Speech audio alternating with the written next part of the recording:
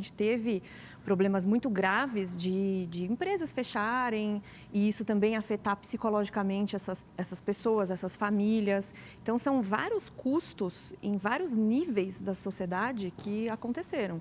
Então, é difícil de fazer esses cálculos. Acho que a nossa economia, Brasil e outros locais, vai ser atingida por muito tempo, não sabemos quanto, mas que o estrago é grande, foi grande e ainda vai ter suas consequências no futuro, com certeza. Agora, o ponto é, que é uma coisa que eu sempre falo, quais são os locais que vão voltar mais rápido, que têm capacidade de voltar mais rápido? Então, agora a gente teve uma recuperação do PIB bastante razoável até, mas isso muito apoiado também nos gastos do governo. Isso não dura para sempre. Então, a gente tem alguns partidos querendo passar essa regulamentação, que é o que o Milton Friedman falava, não tem nada tão permanente quanto um programa temporário de governo. É mais ou menos isso sempre, né? Então, assim, agora teve o auxílio emergencial. Não, vamos aumentar o auxílio emergencial, vamos manter o auxílio emergencial.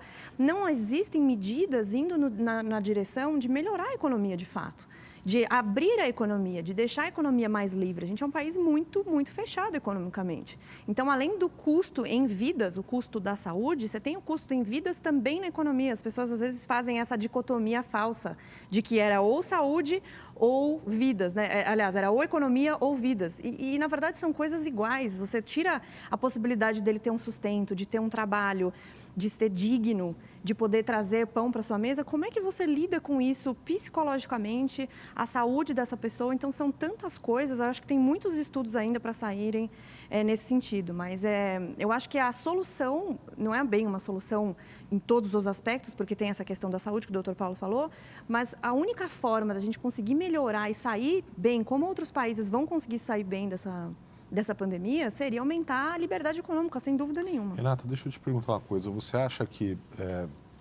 a impressão que eu tenho é que algumas coisas que já estavam em curso na economia, elas foram aceleradas pela pandemia. Então, a tendência de mercados virtuais, de vendas, compra e venda virtual, e talvez isso seja uma coisa que nunca volte mais atrás. Na própria área médica, por exemplo, a telemedicina, que estava começando a ser regulamentada no Brasil, agora que ela foi efetivada durante a pandemia, acho muito difícil isso voltar atrás. Analisando dessa forma, eu vejo no Brasil, pelo menos na minha área, uma dificuldade muito grande no setor de logística, né? Então, você compra alguma coisa por um site de vendas e aí você, dependendo da onde vai ser entregue, o frete é muito caro ou demora muito tempo para chegar, às vezes isso se extravia no caminho. Você diria que, sob esse ponto de vista, o Brasil talvez tenha sido mais atingido, porque a logística aqui ainda é um nó grande?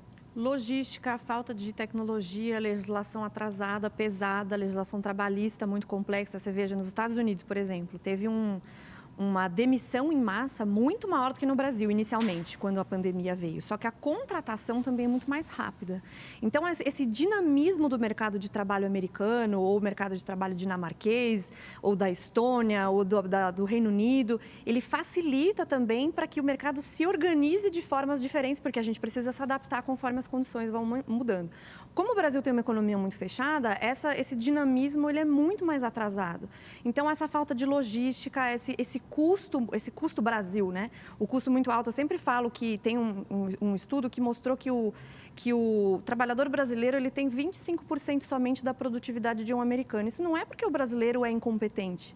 Pelo contrário, o brasileiro tem muita criatividade, consegue empreender em coisas inimagináveis, mas ele tem uma legislação que atrapalha, muita dificuldade para empreender. A gente é um dos piores no ranking de liberdade econômica, é um dos piores de facilidade de fazer negócio, que é medido pelo Banco Mundial. Então, se fosse fácil, o cara, por exemplo, perdeu o emprego. Poxa, eu sei vender bolo, eu faço brigadeiro, eu faço, sei lá, sou torneiro mecânico. Deixa eu pôr um negócio no ar e vender. Hoje em dia a internet facilitou muito isso. A gente tem milhões de negócios funcionando pela internet. Aí querem regular, querem pôr um pouco mais de imposto. Todos esses impostos e esses entraves para empreender prejudicam justamente quem está na base da pirâmide.